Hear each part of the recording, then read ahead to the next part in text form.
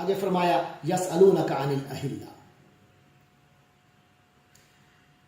کہ لوگ آپ صلی اللہ علیہ وسلم سے چاند کے بارے میں پوچھتے ہیں، چاند کی مختلف کیفیات کے بارے میں پوچھتے ہیں۔ الاہلہ ہلال کی جمع ہے، تو لوگ چاند کی مختلف کیفیتیں جو ہیں، یہ بڑھتا کم ہوتا ہے، اس کے بارے میں پوچھتے ہیں۔ قل ہی مواقیت، یعنی آپ صلی اللہ علیہ وسلم فرما دیجئے ہی مواقیت للناس، یہ لوگوں کے لیے مواقیت یعنی اوقات متعین کرنے کے لیے ہیں، للناس لوگوں کے لیے، والحج اور حج کے اوقات، اور حج کے لیے یعنی لوگوں کے لیے حج کے اور مختلف معاملات ان کے کیلنڈر کے طور پہ یہ فائدہ دیتا ہے۔ ولیس البر، اور یہ نیکی نہیں ہے ان تأتوا البیوت من ظہورہا، کہ تم گھروں کی پشت سے داخل ہو، گھروں کی پیچھے سے داخل ہو، ولکن البر من اتقى، لیکن نیکی تو یہ ہے جس شخص نے تقوی اختیار کیا۔ واتوا البیوت من ابوابہا، اور گھروں میں دروازوں سے داخل ہوا کرو، واتقوا اللہ، اور اللہ کا تقوی اختیار کرو، لعلکم تفلحون، تاکہ تم کامیاب ہو جاؤ۔ یا تھوڑا سا سمجھ لیتے ہیں۔ دراصل یہ جو فرمایا گیا کہ یہ نیکی نہیں ہے کہ تم گھروں کے پشت سے داخل ہو، کیونکہ بعض اہل عرب کا یہ معمول تھا کہ اگر حج کا احرام باندھنے کے بعد انہیں اگر کسی ضرورت سے گھر واپس جانا پڑتا تو وہ گھر کے عام دروازے سے داخل ہونے کو ناجائز سمجھتے تھے، اور ایسی صورت میں گھر کے پچھلے حصے سے داخل ہوتے تھے، خواہ اس کے لیے انہیں گھر میں نہ کبھی کیوں نہ لگانی پڑے۔ یہ آیت اس فضول رسم کو بے بنیاد قرار دے رہی ہے۔ آگے فرمایا وقاتلوا فی سبیل اللہ، اور اللہ کے رستے میں قتال کرو، جہاد کرو، الذین یقاتلونکم، ان لوگوں سے جو تم سے قتال کرتے ہیں، جنگ کرتے ہیں، ولا تعتدوا، لیکن تم لوگ زیادتی نہ کرو، ان اللہ لا یحب المعتدین، یقیناً اللہ تبارک و تعالی زیادتی کرنے والوں کو پسند نہیں فرماتا۔ یہ آیات اس وقت نازل ہوئی تھی جب مکہ کے مشرکین نے حضرت صلی اللہ علیہ وسلم اور آپ کے صحابہ کرام کو صلح حدیبیہ کے موقع پر عمرہ ادا کرنے سے روک دیا تھا، اور یہ معاہدہ کیا تھا کہ وہ اگلے سال آ کر عمرہ کریں گے۔ تو اگلے سال جب عمرے کا ارادہ کیا گیا تو کچھ صحابہ کو خطرہ محسوس ہوا کہ کہیں مشرکین اپنی حسب عادت معاہدہ عہد شکنی نہ کرے اور ہم سے لڑائی شروع نہ کرتے۔ تو یہاں فرمایا گیا ہے کہ اگر ایسا ہوا تو مسلمانوں کو یہ مشکل پیش، تو اس حوالے سے یہاں مسلمانوں کو احساس ہوا کہ اگر انہوں نے حملہ کیا، انہوں نے جنگ شروع کر دی، تو یہ مشکل پیش آئے گی کہ حدود حرم میں، اور پھر ماہ حرم ہوگا، کیونکہ ذی القعدہ جو ہے وہ محرم مہینہ ہے، تو ذی القعدہ کے مہینے میں لڑائی کیسے کریں گے، کیونکہ اس علاقے میں اور اس مہینے میں لڑائی کرنا ناجائز ہے۔ تو ان آیات نے جو اب ہمارے سامنے آ رہی ہیں وضاحت کر دی کہ اپنی طرف سے تو تم جنگ نہیں کرو گے، ہاں البتہ اگر کفار معاہدہ توڑ کر جنگ شروع کر دیں تو ایسی صورت میں تمہارے لیے جنگ کرنا پھر جائز ہوگا، پھر حدود حرم اور محترم مہینے کی حرمت کا لحاظ بھی کیے بغیر جب وہ ان چیزوں کا لحاظ کیے بغیر تم پر حملہ کریں گے تو پھر تمہیں بھی اجازت ہے کہ تم ان کے ساتھ جنگ کر سکتے ہو، لیکن کسی صورت میں تمہاری طرف سے کوئی زیادتی نہیں ہونی چاہیے، اور اگر ان کی طرف سے ہوئی تو یاد رکھو ان اللہ لا یحب المعتدین، اللہ تبارک و تعالی حد سے آگے بڑھنے والوں کو حد سے تجاوز کرنے والوں کو پسند نہیں فرماتا۔ تو وہ اللہ کی، تم لوگ نہیں کرو گے حد سے تجاوز تو تم اللہ کے محبوب قرار پاؤ گے، تو پھر اللہ کی نصرت تمہارے ساتھ ہوگی۔ آگے فرمایا وَاقْتُلُوهُمْ حَيْثُ ثَقِفْتُمُوهُمْ، اور ان کو قتل کرو حَيْثُ ثَقِفْتُمُوهُمْ، جہاں بھی تم ان کو پاؤ، وَأَخْرِجُوهُمْ، اور ان کو نکالو مِنْ حَيْثُ أَخْرَجُوكُمْ، جہاں سے انہوں نے تمہیں نکالا، وَالْفِتْنَةُ أَشَدُّ مِنَ الْقَتْلِ، کیونکہ فتنہ قتل سے زیادہ سنگین برائی ہے۔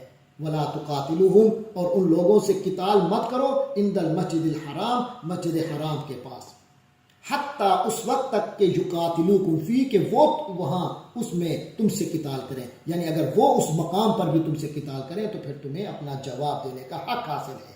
فَإِن قَاتَلُوكُمْ پھر اگر وہ تم سے قتال کریں فَاقْتُلُوهُمْ تو ان کو قتل کرو كَذَلِكَ جَزَاءُ الْكَافِرِينَ اسی طرح کافروں کی سزا ہے، کافروں کی سزا یہی ہے۔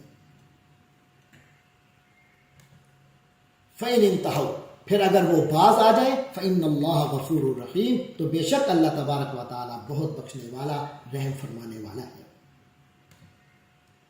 پھر فرمایا وَقَاتِلُوهُمْ حَتَّى لَا تَكُونَ فِتْنَةٌ ہاں ان سے لڑتے رہو یہاں تک کہ فتنہ باقی نہ رہے، وَيَكُونَ الدِّينُ لِلَّهِ اور دین اللہ کا ہی ہو جائے۔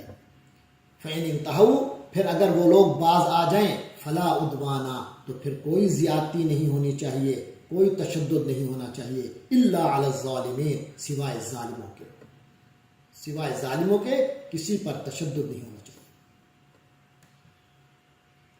الشہر الحرام بالشہر الحرام ہاں جہاں تک حرمت والے مہینے ہیں تو اس کے بارے میں فرمایا گیا، ان کے بارے میں کچھ احکام آ رہے ہیں۔ فرمایا الشہر الحرام بالشہر الحرام حرمت والے مہینے کا بدلہ حرمت والا مہینہ ہی ہے۔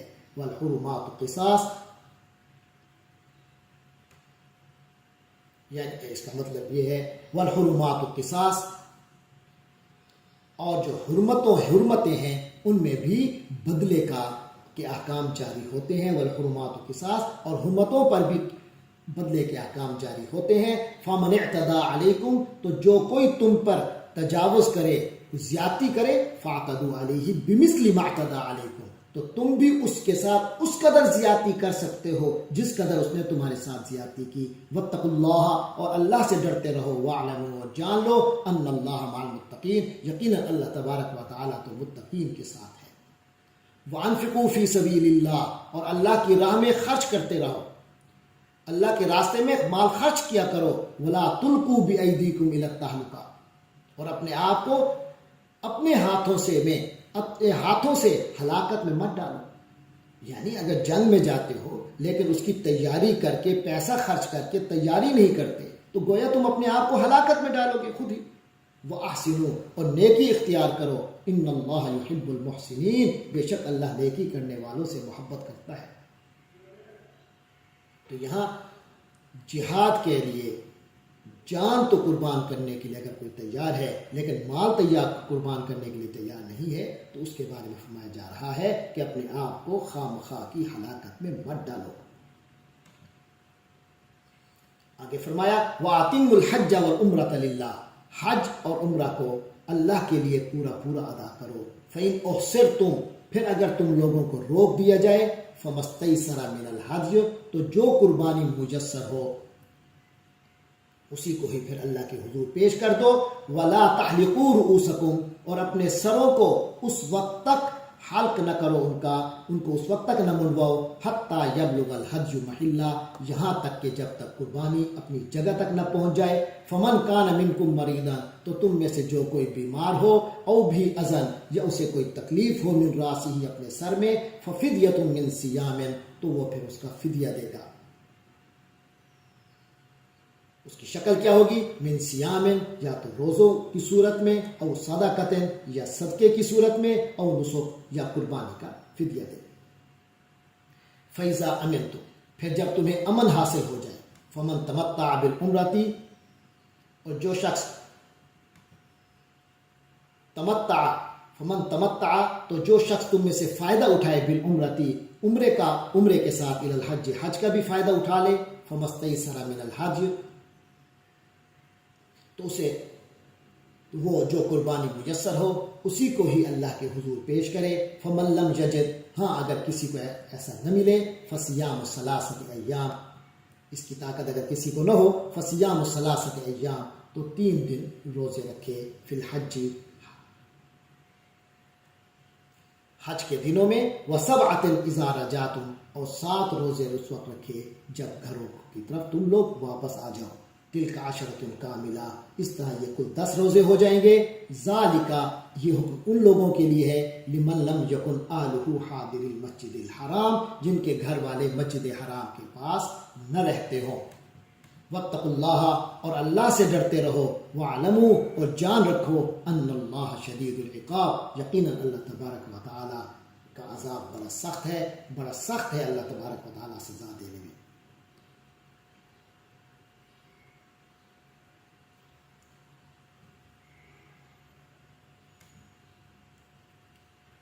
فرمایا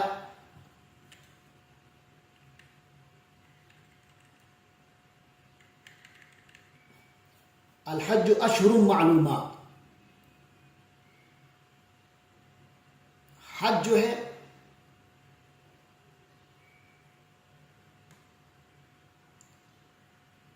الحج اشہر معلومات، حج کے چند متعین مہینے ہیں. فمن فرض فیہن الحج، چاچا جو شخص ان مہینوں میں، فیہن ان مہینوں میں، فرض لازم کر لے اپنے اوپر الحج حج کو، فلا رفث تو کوئی فحش بات نہ کرے، ولا فسوقا کوئی گناہ نہ کرے، ولا جدالا اور کوئی جھگڑا نہ کرے، فی الحج حج میں. تو ان چیزوں میں زیادہ احتیاط کی ضرورت ہے حج کے دنوں میں. وما تفعلوا من خیر، اور جو کچھ بھی تم نیکی کرو گے، یعلمہ اللہ اس کو اللہ جانتا ہے، کیونکہ نیکی کا سفر ہے، لہٰذا زیادہ سے زیادہ نیکیاں کرو. اللہ تعالیٰ کسی نیکی کے بارے میں، کوئی نیکی تمہاری اللہ سے مخفی نہیں ہوگی. آگے فرمایا وَتَزَوَّدُوا، اور زاد سفر ساتھ لے لیا کرو. جب سفر حج کے لیے جاؤ تو اپنا زاد سفر کا خرچہ ساتھ لے لیا کرو. فَإِنَّ خَيْرَ الزَّادِ التَّقْوَىٰ، لیکن بہرحال جو بہترین توشہ ہے وہ تقوی ہی ہے. یعنی جب حج کا سفر اختیار کرو تو تم اپنے تقوی کے ساتھ سفر اختیار کرو، تقوی کو اپنے ہمراہ رکھو، اور اس کے علاوہ جو دنیاوی ساز و سامان اور ضروریات ہیں ان کو بھی ضرور رکھو. واتقونی، اور میرا تقوی اختیار کرو، یا اولی الالباب، اے عقل والو.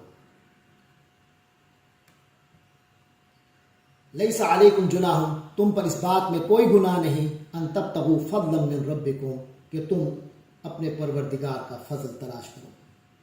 یعنی حج کے دوران عبادات میں کوئی خلل نہ آئے، لیکن کوئی تجارت کا یا مزدوری کا موقع مل جاتا ہے اور تمہاری ضرورت ہے تو اختیار کر سکتے ہو. فَإِذَا عَفَضْتُم مِّنْ عَرَفَاتٍ، پھر جب تم عرفات سے روانہ ہو جاؤ، فَاذْكُرُوا اللَّهَ، تو اللہ کا ذکر کرو، عند المشعر الحرام، مشعر حرام کے پاس جا کر. یعنی مزدلفہ میں جو مشعر حرام واقع ہے، جب تم عرفات سے نکل آؤ تو پھر مزدلفہ کی طرف آؤ تو مشعر حرام کے قرب میں اللہ کا خوب ذکر کرو. وَاذْكُرُوهُ، اور اس کا ذکر کرو، کما ہداکم، جس طرح اس نے تم کو ہدایت دی. وَإِن كُنتُم مِّن قَبْلِهِ، اگرچہ تم لوگ اس سے پہلے لَمِنَ الضَّالِّينَ، بالکل ناواقف تھے، ان اصولوں سے ناواقف تھے، لیکن اب اللہ تعالیٰ تمہیں یہ حکم دے رہا ہے کہ ایسا کیا کرو. ثُمَّ أَفِيضُوا مِنْ حَيْثُ أَفَاضَ النَّاسُ، پھر روانہ ہو جاؤ وہاں سے جہاں سے لوگ روانہ ہوئے. وَاسْتَغْفِرُوا اللَّهَ، اور اللہ کی سے خوب مغفرت مانگو. إِنَّ اللَّهَ غَفُورٌ رَحِيمٌ، بے شک اللہ تعالیٰ بہت بخشنے والا، رحمت فرمانے والا ہے.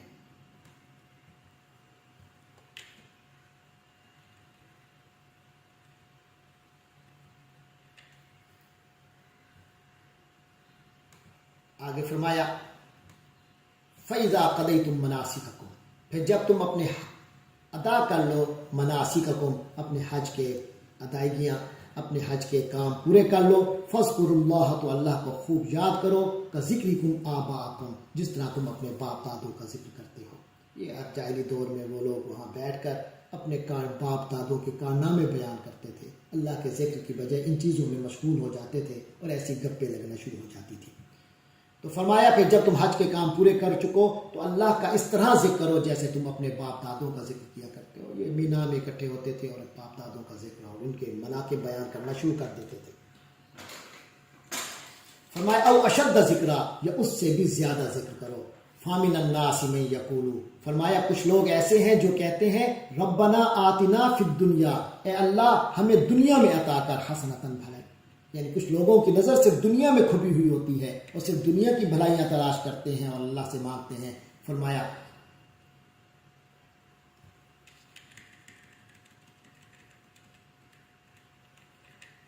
فامن الناس من یقول ربنا، اور لوگوں میں سے کچھ ہیں ایسے من یقول جو کہتے ہیں ربنا، اے ہمارے پروردگار، آتنا فی الدنیا، ہمیں دنیا میں عطا کر. فرمایا وما لہ فی الآخرۃ من خلاق، ایسے لوگوں کے لیے آخرت میں کوئی حصہ نہیں ہوگا. یہ محض جن کی توجہ، جن کے مقاصد صرف دنیا ہوں، فرمایا ان کا آخرت میں کوئی حصہ نہیں ہوگا. وَمِنْهُمْ، وَمِنْهُمْ مَنْ يَقُولُ، ہاں لوگوں میں سے کچھ ایسے بھی ہیں، ان میں سے کچھ ایسے بھی ہیں مَنْ يَقُولُ جو کہتے ہیں ربنا، اے ہمارے پروردگار، آتنا، ہمیں عطا کر، فی الدنیا حسنہ، دنیا میں بھی اچھائی اور بھلائی عطا کر، وفی الآخرۃ حسنہ، اور آخرت میں بھی بھلائی عطا کر، وقنا عذاب النار، اور ہمیں آگ کے عذاب سے محفوظ رکھ، آگ کے دوزخ کے عذاب سے بچا۔ اولئک لہم نصیب، یہ وہ لوگ ہیں جن کو حصہ ملے گا، مما کسبوا، اس کا جو انہوں نے کمایا، یعنی ان کی دنیا کی جو اعمال ہیں وہ اللہ کے ہاں ان کو کام آئیں گے۔ واللہ سریع الحساب، اور اللہ تعالیٰ جلد ہی حساب لینے والا ہے۔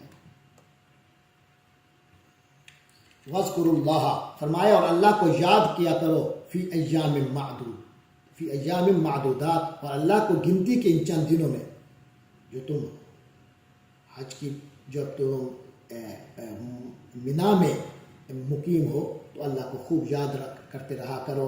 فمن تعجل فی یومین، پھر جو شخص 2 ہی دن میں جلدی چلا جائے، فلا اسم علیہ، اس پر کوئی گناہ نہیں ہے۔ ومن تأخر، اور جو شخص اس کے بعد کرے، فلا اسم علیہ، تو اس پر بھی کوئی گناہ نہیں، یعنی 1 دن بعد میں چلا جائے، تیسرا دن بھی گزار لے تو اس پر بھی کوئی گناہ نہیں۔ لمن اتقی، یہ تفسیر اس کے لیے ہے جو تقوی اختیار کرے، یعنی تقوی کی کیفیت قائم رہنی چاہیے۔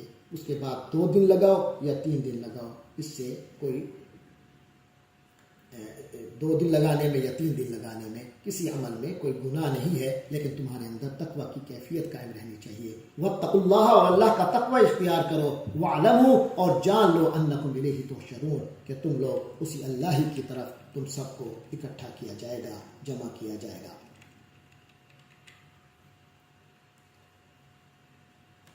آگے فرمایا وَمِنَ النَّاسِ مَن يُعْجِبُكَ قَوْلُهُ فِي الْحَيَاةِ الدُّنْيَا، اور لوگوں میں ایک شخص وہ بھی ہے، وَمِنَ النَّاسِ، اور لوگوں میں سے ایسا بھی ہے، مَن يُعْجِبُكَ، جس کا تمہیں پسند آتا ہے، قَوْلُهُ، اس کا کہنا، اس کا قول، اس کی بول، اس کی گفتگو، جس کی باتیں تمہیں بڑی اچھی لگتی ہیں، فی الحیات الدنیا، دنیاوی زندگی کے بارے میں۔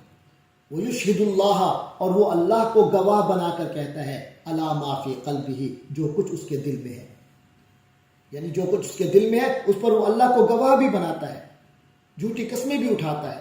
وہ الد الخصام، حالانکہ وہ تمہارے دشمنوں میں سب سے زیادہ کٹر ہے، الد سب سے زیادہ جھگڑالو ہے، الخصام دشمنوں میں۔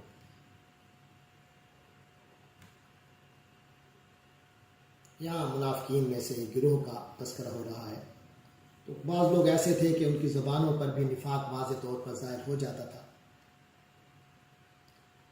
جبکہ ان منافقین میں ایک قسم وہ تھی کہ بڑے چاپلوس اور چرب زبان تھے، ان کی گفتگو ایسی ہوتی تھی گویا وہ تو بڑے ہی مخلص اور بڑے ہی فدا کار ہیں، اور اپنا موقف اس انداز سے پیش کرتے کہ یوں لگتا تھا کہ بڑی ہی نیک نیتی پر مبنی ہے، لیکن ان لوگوں کا کردار انتہائی گھناؤنا اور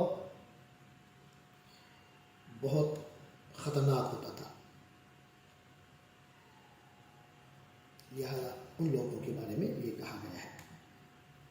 فرمایا وَإِذَا تَوَلَّى، اور جب وہ اٹھ کر چلا جاتا ہے، واپس مڑتا ہے، سَعَىٰ فِي الْأَرْضِ لِيُفْسِدَ فِيهَا، تو اس کی ساری دوڑ دھوپ جو ہے وہ زمین میں اس کام میں لگتی ہے، لِيُفْسِدَ فِيهَا، کہ اس میں فساد مچائے، وَيُهْلِكَ الْحَرْثَ وَالنَّسْلَ، اور فصلیں اور نسلیں تباہ کر دے، وَاللَّهُ لَا يُحِبُّ الْفَسَادَ، حالانکہ اللہ فساد کو پسند نہیں فرماتا۔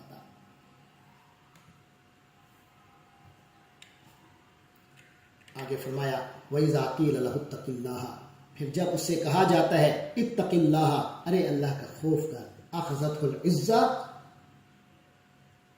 عزت بالاسم، تو اس کی جو قوت ہے اور جو اس کے اندر کا تکبر اور اپنا بڑا پن ہے وہ اس کو بالاسم، گناہ پر، اخذتہ سے پکڑ لیتا ہے، یعنی آمادہ کر دیتا ہے۔ اللہ فرماتے ہیں فحسبہ جہنم، تو ایسے شخص کے لیے جہنم ہی کافی ہے، یعنی اسے تو جہنم ہی راس آئے گی، وَلَبِئْسَ الْمِہَادُ، جو کہ بہت برا ٹھکانہ ہے۔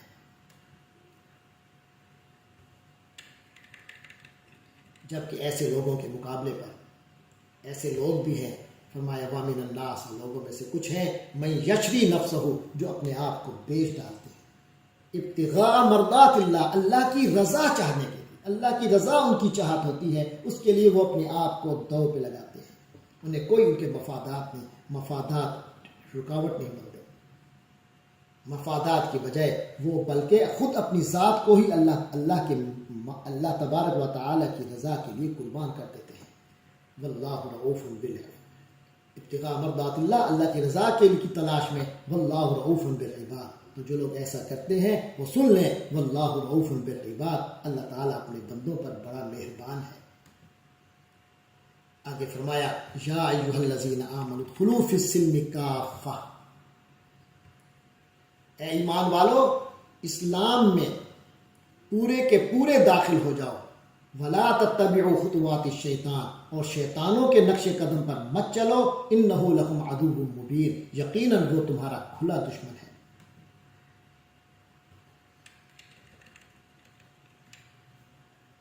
فَإِن زَلَلْتُم مِّن بَعْدِ مَا جَاءَتْكُمُ الْبَيِّنَاتُ، پھر اگر تم پھسل گئے، من بعد، اس کے بعد کہ ما جاءتکم البینات، کہ تمہارے پاس روشن دلائل آ چکے ہیں، اگر یہ روشن دلائل آ چکے ہونے کے بعد بھی تم لوگ پھسل گئے، فَاعْلَمُوا، تو جان لو، ان اللہ عزیز حکیم، بے شک اللہ تبارک و تعالی زبردست ہے، حکمت والا ہے۔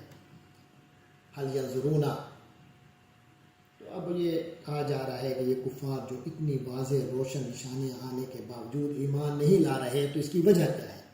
فرمائے حل ینظرون، کیا یہ انتظار کر رہے ہیں، الا اس چیز کا، کیا اسی چیز کا انتظار ہے انہیں، ان یاتیہم اللہ، کہ اللہ خود آئے ان کے پاس، فی ظلل، سائبانوں میں، من الغمامی، بادل کے سائبانوں میں، والملائکۃ، اور فرشتے ہیں، وقضی الامر، اور سارا معاملہ چکا دیا جائے، وَإِلَى اللَّهِ تُرْجَعُ الْأُمُورُ، اور سارا معاملہ، فرمائے وَإِلَى اللَّهِ تُرْجَعُ الْأُمُورُ، حالانکہ آخر کار سارے معاملات اللہ ہی کی طرف تو لوٹ کر جائیں گے۔